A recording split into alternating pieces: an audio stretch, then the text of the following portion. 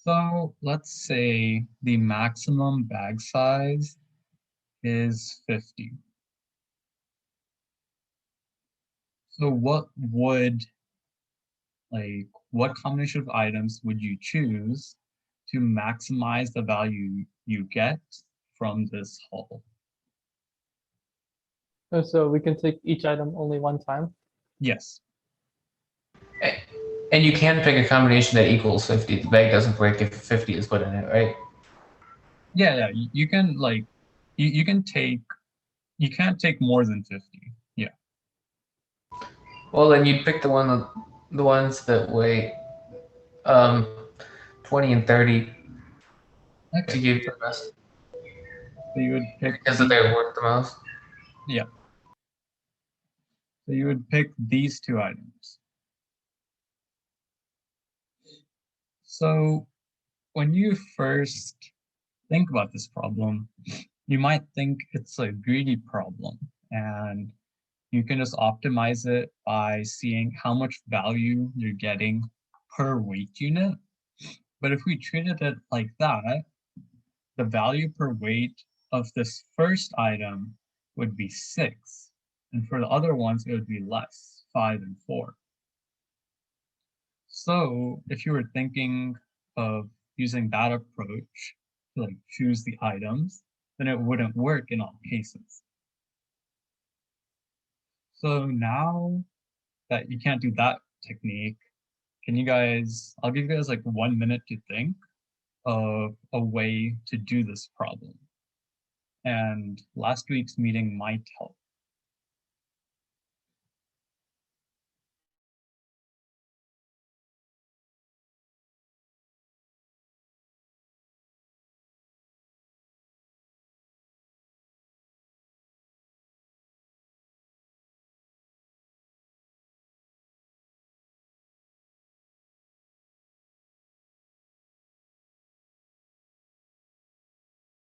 Wait, why can't you take the unit value for each unit weight and then choose that one until you can't because of weighting?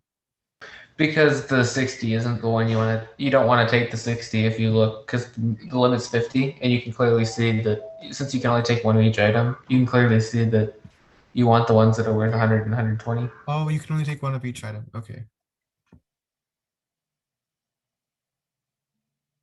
And that's just the value these two items would add up to.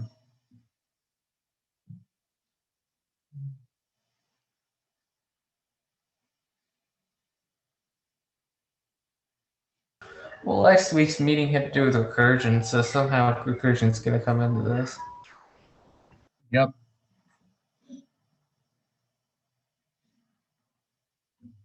Okay. So are there any other ideas, or should I start with a solution?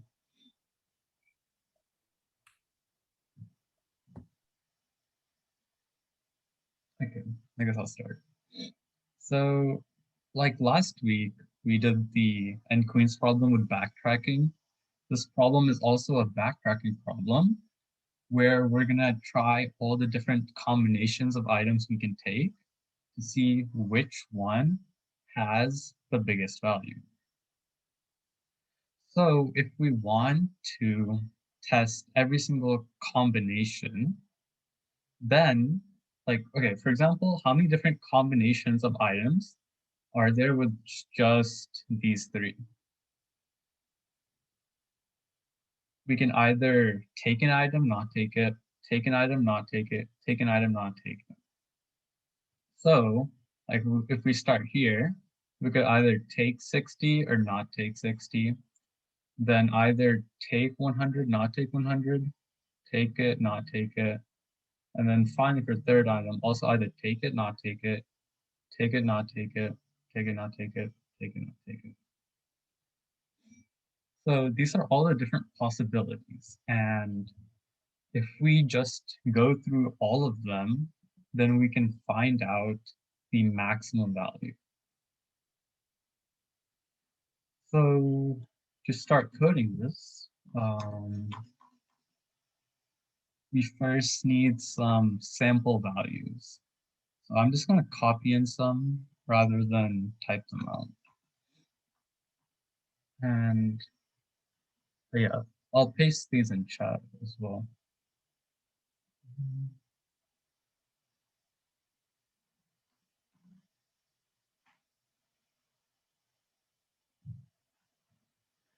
And then I will make a function that will return, like what we want is the maximum value. So this will return an int. So for the parameters of the function, we obviously need access to the values array, the weight array, and the bag size. Or we need access to the first two. So we can type in int for the values and then int array for the weights.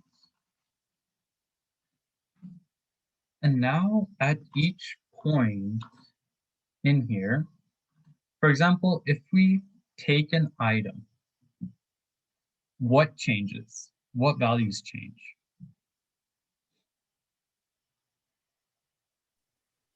The current value of the bag and the amount of stuff, the amount of like weight you can put into your bag will decrease.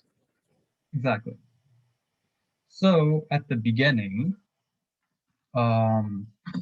we can fit bag size, or at the beginning, like with these parameters, we can fit 12, let's say like kilograms worth of things. And our current value at the beginning is also 0. But that's going to change throughout as we recurse. So we are going to need parameters for both of those. So we're going to need one parameter for the weight remaining, like how much weight we can take in the bag. So in the beginning, we can take 12. And we also need a parameter for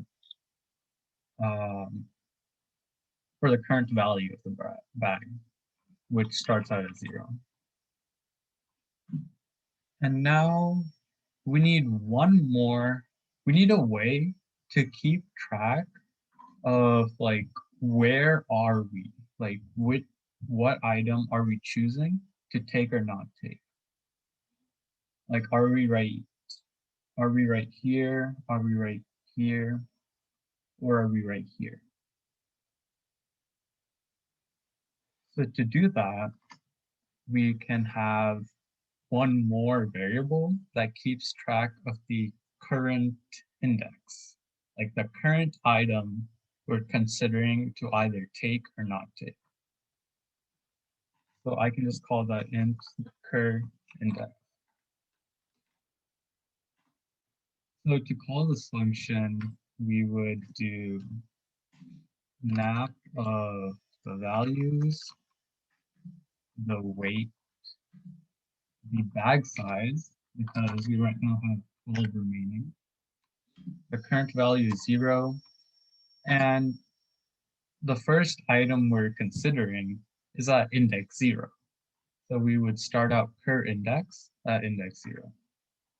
And by considering, I just mean, are we going to take it or not? Like, we need to consider like both of the cases where we take the item and don't take it as well. So there's two possibilities. Either we get a bigger value at the end if we take it, or we get a bigger value at the end if we don't take it. So at the end of this function, what we want to return is like the max of either us taking it and not taking it. So to calculate those, we can first just declare them. We can say int take is the cur val. Just initialize them to anything. Int don't take is also cur val.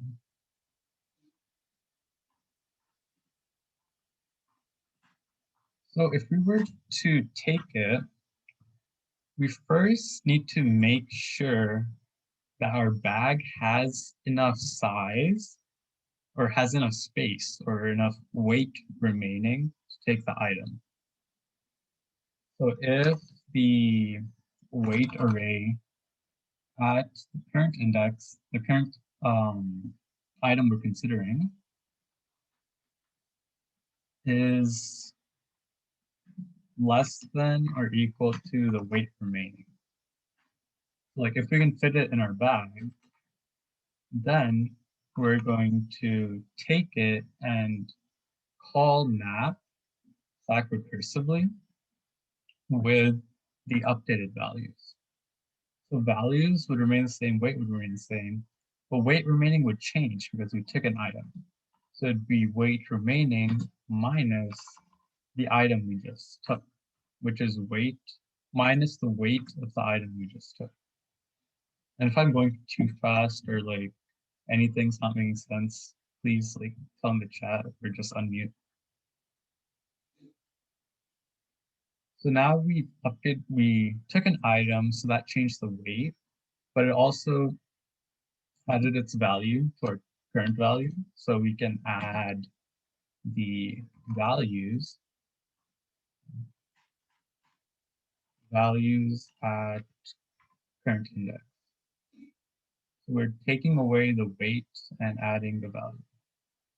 And now that we've considered this item, we want to look at the next item in the array. So we'll do current index plus 1. So that now we look at the next item. So that's if we can fit it in the bag. But no matter what, there is the case where we don't take it. Like because like over here. Like we always want to consider the case where we don't take it. So don't take would also like recursively call not. But because we're not taking the item, the weight remaining and the current value will stay the same. Only the current index will increase by 1 since we're not considering this item anymore. So now we've written all of it except for the base case. And can anyone think what the base case is?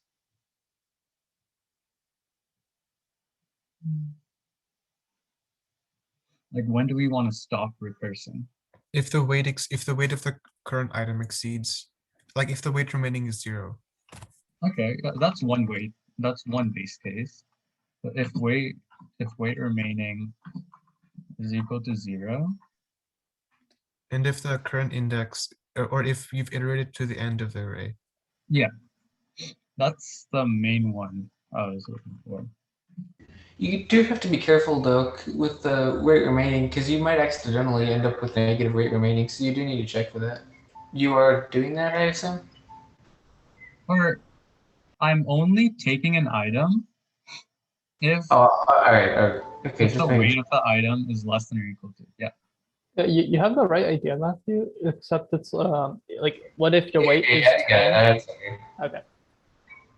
So if either weight remaining is 0 or the current index is out of bounds, so it's greater than or equal to values dot length.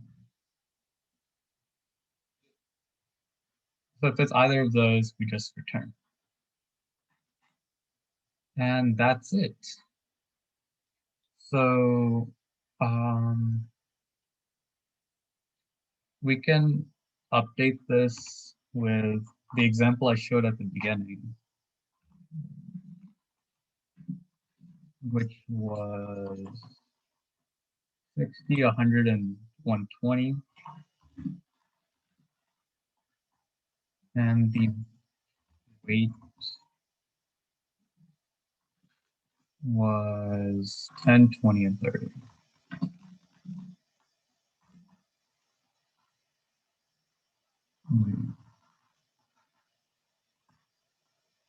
And the bag size was 50. So if we run it and print out the result,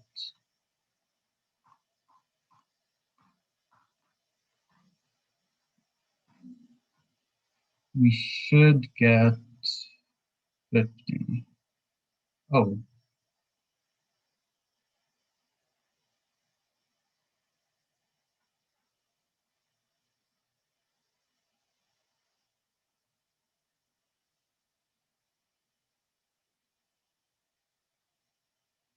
huh.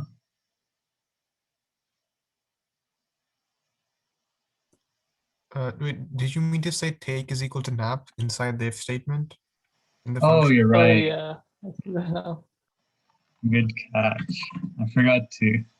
Oh yeah. Then curval is like never updated. Wait, why is it? Yeah, 220. Like we got it here. So we can also do it with the other case. And in that one, bag size was 12. So if we just run this, we'll get 12, which is the correct answer for this values and weight, which you can try out yourself. Now I'm going to paste this code in the chat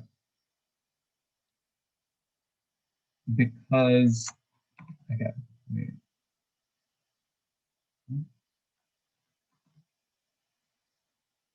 Because now we're going to optimize it.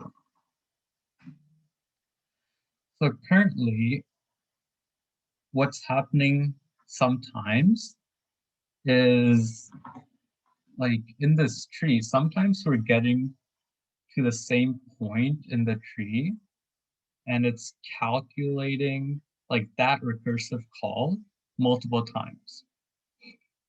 For example, in like Fibonacci, or okay, I don't have it open here, but whenever you would do like Fibonacci recursively, it often does like the same calls again and again. So instead of doing the same calls again and again, what you can do is store the result of like a certain function call so that you would use it in the future whenever you come across the same numbers. So in this case, if we ever are at the same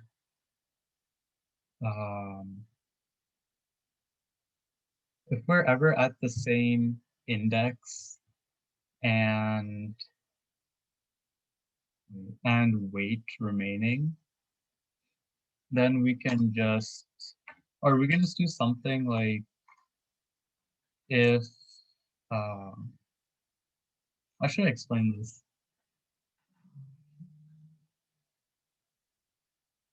Can I leave this as an exercise for the viewers? Um, I mean, I don't really know. I mean, we can also just do my presentation now, if you don't want to explain it. Okay, I'll show the code and I want you guys to do the memoization part yourselves. So this memoization is only a couple more lines than the original code. So all that's added is one 2D array, which is sort of storing the results of different function calls. And it's classifying a function call as based on like how far along in the array or how many items it's already chosen. So like, has it chosen 1, 2, or 3 items? And how much weight remaining is in the bag. So based on those two, it contains the value at that point in the recursion. So whenever you create an array in Java, all of it initializes to 0. So all we need to do in our function is just add if this function call doesn't equal 0, which means it's been accessed before, then we just need to return it rather than calculate this again. And if we haven't calculated it yet, then before returning the answer, we just add it to our cache. So yeah, that's all I got. Thank you. Are there any questions?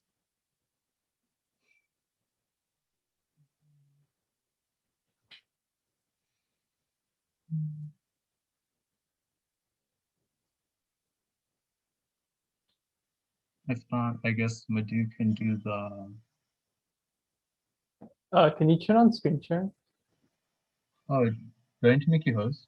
Or Yeah, I mean, you can do that if you want. Or you can, I think if you click on participants. oh, you're host. Okay, that's fine.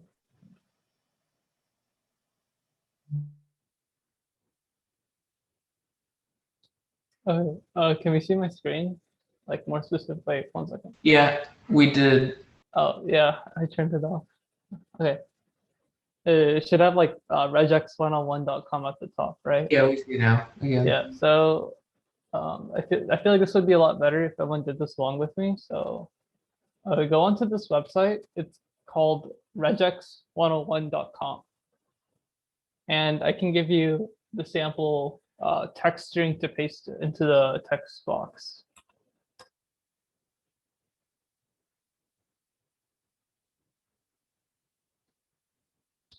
So what regex pretty much is it stands for regular expressions. And what, like, you know, and when you like have a string of letters and they're separated by spaces and you want to get each individual letter on its own, like let's say you have like a line of input that's like A B C A B C or A B A, and you want to gather this line of input, you typically do scanner.next line, right? And let's say we want to get all of these into an array of strings. What we will usually do is we'll just take our input and we'll split it. So input.split, and then in these quotation marks, we'll have a regular expression to split that string.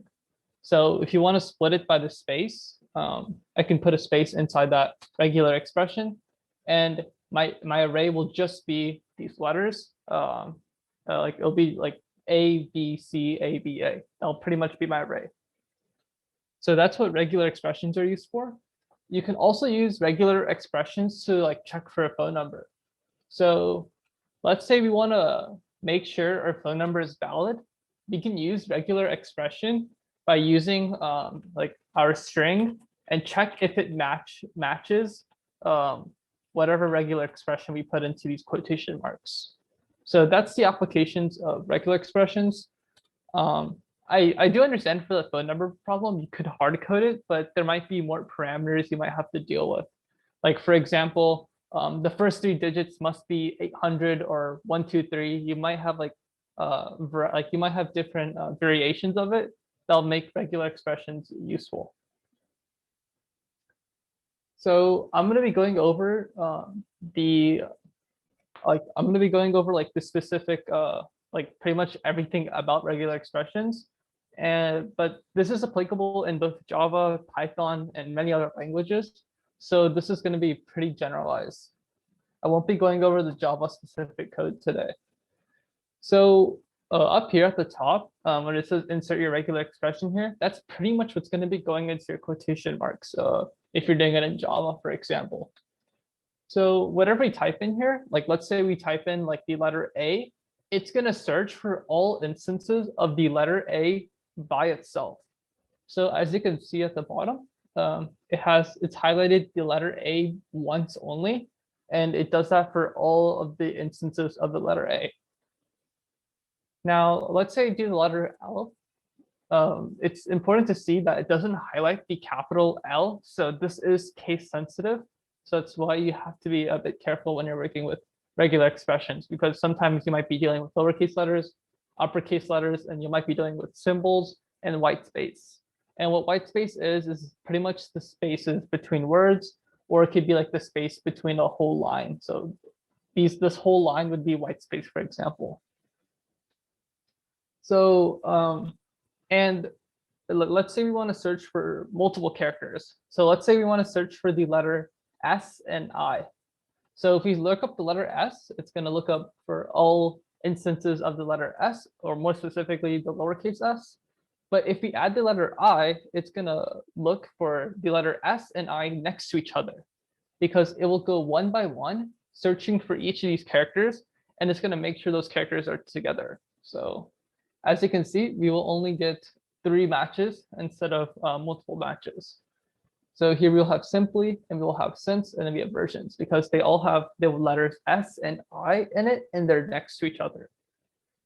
And we can do this for multiple words. So for example, if I type in the letter A, like if I type in AA, you can see it will highlight the 2 A's that are next to each other. So here, let me put these in separate lines so it'll be easier to look at.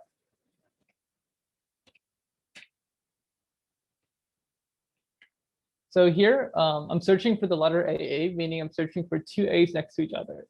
So in this third line right here, it's only highlighted the first pair of the A's, because it's only 2 A's next to each other, and after that, there's only one singular A before there's a new line. So based on our regular expression rules, there is no new line we're searching for, so it's only going to highlight the first pair of those A's on this row. Let me see if I can zoom in. Okay. Actually, I'll zoom in this much. So in these last 2 rows, it's going to highlight both pairs of AAs, because so here we have the letter A and A, and then there's no, and then the next part we have the letter A and A. Even if I put a space, it will still highlight both of them, because it's matching the regular expression and there's no random breaks in it. But for example, if I add in a space, because I'm not searching for that space, it's not going to find it. So what I can do here is I can add in a space. I can add in a space into the regular expression, and it'll match these spaces right here. But it's important to know it'll only do it once. So it's not going to do it again right here, because it's already used these characters up. So they won't be used again. So that's kind of like the basics of regular expressions, but it gets a lot more complicated. And I'm going to be going over the escape sequences in regular expressions. So I'm going to be going over this list of regular expressions. If you look up escape sequences in regular expressions, you can pretty much find all of these online. And I'm going to be going over the basics of some of these today. So the first one I want to go over is the period. So the period represents any character except the new line. So if you see what this looks like, if I erase my regular expression and I just add in a period, it's going to highlight every single character except for the new line character. So as you can see, this line isn't highlighted because it does only characters. So as you can see, every single character is highlighted, including spaces and symbols. And let's say we wanted to search for a literal period only. Like, as you remember, if I search the letter A, it'll get A. But if I want to get a period, if I type in a period, I won't get that, because A is an escape character. So what we can do is, if we use the slash, we can search for that for a period only. And this is the character that is used for escape sequences. So there are special characters and their escape sequences. I feel like once you use regular expressions enough, you'll kind of notice the difference between the two. The next one I'm going to go over is digits. So a digit is anything between 0 through 9. So if I type in \D, it'll only grab numbers and it'll match number by number. So as you can see, if I type in D, I won't get any numbers, but I have to use that escape character to tell the regular expression I am searching for a number here, actually. And it's important to see it's not highlighting any of the dashes, but just the numbers, and it's only doing it one at a time. So, and then we're going to go into the next one. Capital Z, it's going to search for any non-digit numbers. So you see all these numbers that are highlighted. If I do capital D, it's going to do everything but the numbers. So going back to the number example, if I search for numbers, right? Let's say I want to search for two numbers actually. I can type in /d again, and it'll search for another number. So what this is, so what when we read this, we're just looking for one character that's a digit. But when I do this, I'm looking for a character that's a digit in the beginning, and then I'm looking for another character that's a digit. And these two characters must be right next to each other. So as you can see here, 19, both of them are numbers. And then since we already used 19, we're not going to use it again. The 6 is a number. So now I'm going to check if the next character is a number. Since 0 is a number, I'm going to highlight it, and it's going to be a match. And as you can see below, we see something similar. So let's say I just want to get the first 3 digits of a phone number, for example. If I type in /d again, I match the first 3 digits of a phone number. So that's pretty much what that would look like. And this might be a bit complicated, but I do want to show this. So I want to match an entire phone number at once. So knowing that /d will match a single digit, how can we match this entire phone number, like these list of phone numbers? Does anyone have an idea for how we can match a whole phone number? Yeah, that's correct, Trey. So what Trey's saying is we're going to search for 3 digits, and then we're going to search for a dash. So I search for 3 digits, and I'm searching for a dash. So these two are highlighted because they have 3 digits and a dash at the end. And then now what I'm going to do again is I'm going to search for another digit. So now I'll look for another digit. So I have the number 1, 2, 3, I have a dash, and then I have a 4. So notice how it's going character by character, and it's searching for these whatever we're giving the computer next. And then if I do another digit, you can kind of see the pattern that's going on here. And if I put a dash, it's same as I explained before, and then we're going to have 4 more digits. So as you can see, we're highlighting only phone numbers, and this would be a way that you can check to make sure that someone is providing a valid phone number, is if it matches this formatting. So that's pretty much how on a website, the website is making sure you enter in a valid phone number, and it does the same thing for emails, usernames, and passwords. It makes sure it goes through this regular expression checker, and it'll make sure what you're entering in is the correct format that they want you to enter it in. So that's like the further use of regular expressions in code and websites. The next thing I'm going to go over are word characters and not a word character. So a word character is pretty much most of the characters except for symbols, like your $sign, your £sign, your @ your exclamation mark. But the only one that's allowed is the underscore. So I'm going to show what that looks like. So yeah, that's pretty much what it looked like. It does not, white space is not considered a word character. That's important to understand. And period is not a word character. It's actually a symbol. So that's what the \W does. And for example, like how we highlighted phone numbers, we can highlight like a word that's only 5 characters long by adding 5 \Ws. So it's only highlighting 5 letters that are connected with each other without a space in between. So as you can see, it highlights these 5 characters and then these next 5 characters. So next thing I'm going to go over are non-word characters, which is capital W.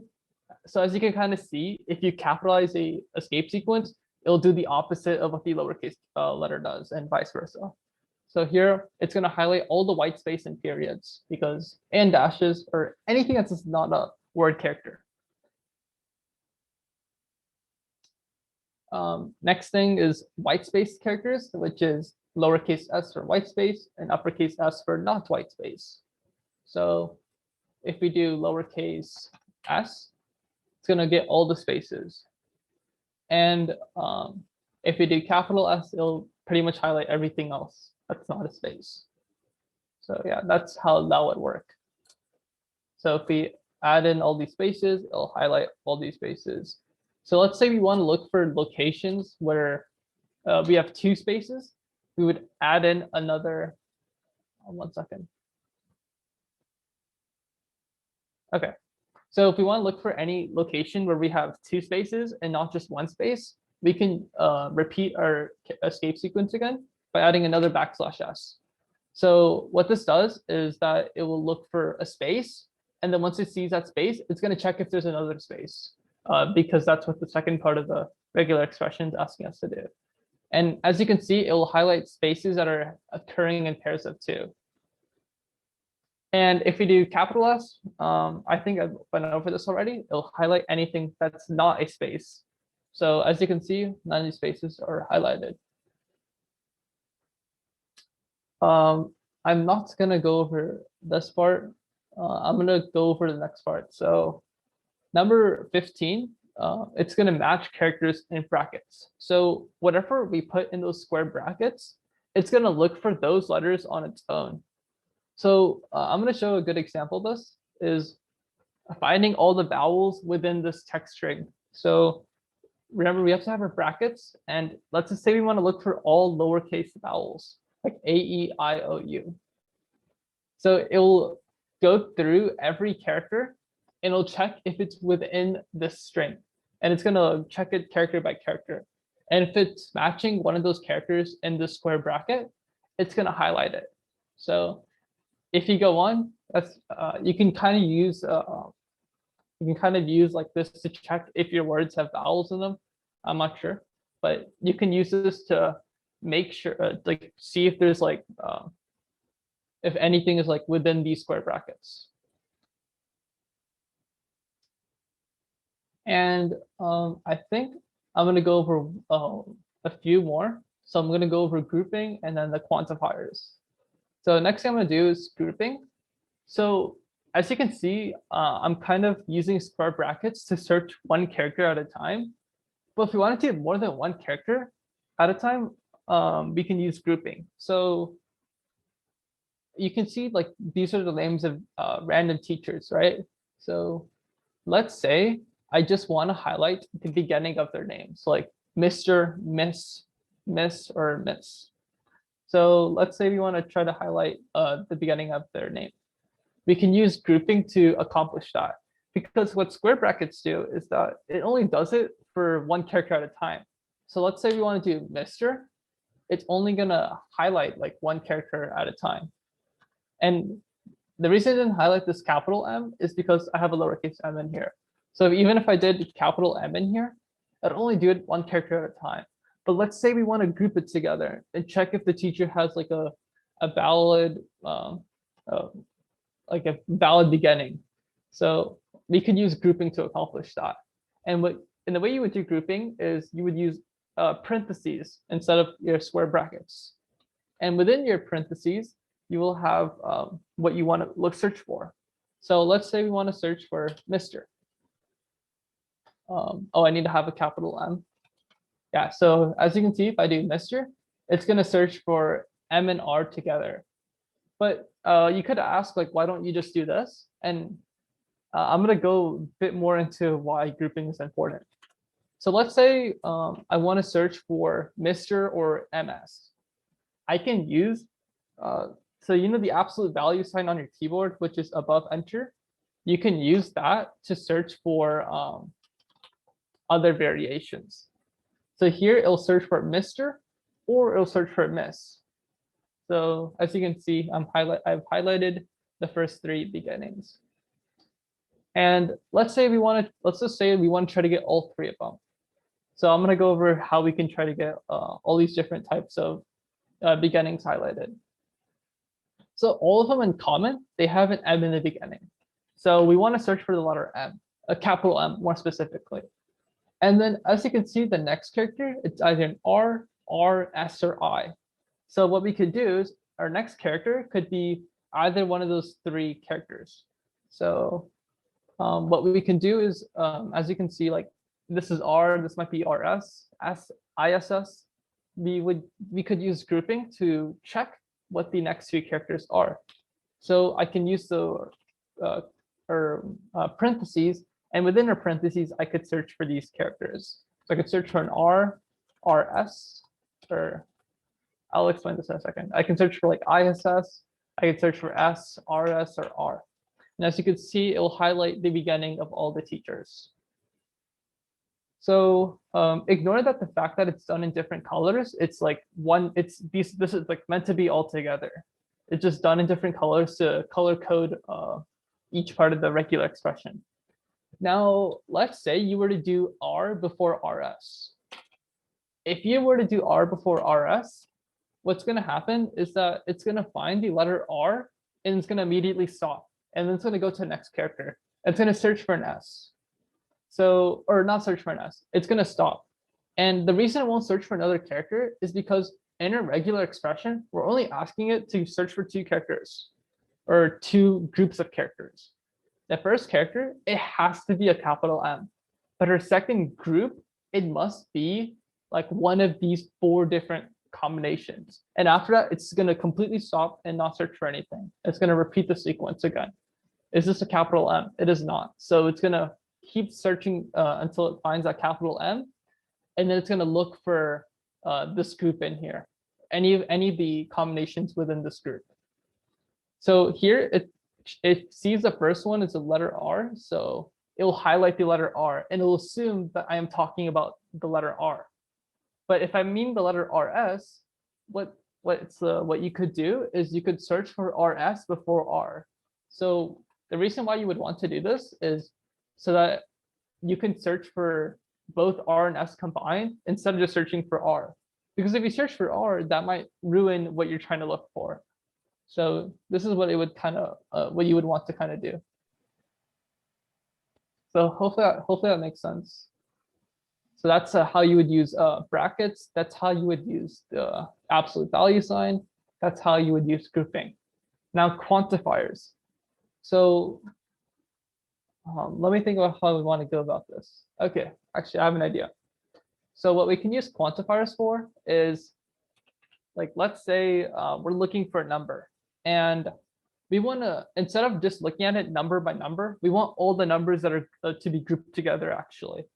If I use like a plus, for example, it's going to search for one or more of those numbers and it's going to group them all together until it's going to search for all the numbers until there's not a number. So as you can see, these are all paired up together. 1500 is paired up together. 1960. It's all each of those characters is a number. Now I'm going to be going over another example. So let's say, so let's go back to these teachers. Some of them have a dot in them, but some of them don't. So we want to search for a dot, but there might be a chance there's not a dot. And what we can use the star quantifier to check that there may or may not be a dot. And we can also use the question mark quantifier. So if we go back, we would have our M, we have our grouping, RS, R, ISS, and an S, right? And there's a chance there might be a dot. So we need to remember that a period, you can't just search for a period. So we need to do an escape sequence for a period. So as you can see, we've highlighted the first 2 so far, but we're going to highlight the other 2. So what we want to do is there's a chance that period may or may not exist. So we can use the star quantifier or the question mark quantifier, like saying that, hey, there might not be a period. So as you can see, we've highlighted the bottom 2 now because they don't have a period because of our question mark quantifier. So the quantifier will only be applied to the previous expression, if that's what it's called. So this question mark is only applied to this, but this question mark is not applied to this group at all. So that's pretty much how you would get like the beginning part of a teacher's name. And what we could search for is exact numbers. So what we could do is we could search for, like, we can go back down here. We can search for places where A is consecutive. Where we only use one A, we'll use a quantifier to check for consecutive A's. You don't have to count like how many A's did you type in. So we can do A of 2, and it'll search for, this is the same thing as this. They're both the same exact thing. It's searching for 2 A's that are next to each other because of this quantifier that matches the previous letter exactly 2 times. So that you can also do range of numbers. I'm not going to go into that. And there's a lot of other special things that you can do in regex, but I'm not going to go over that today. Does anyone have any questions?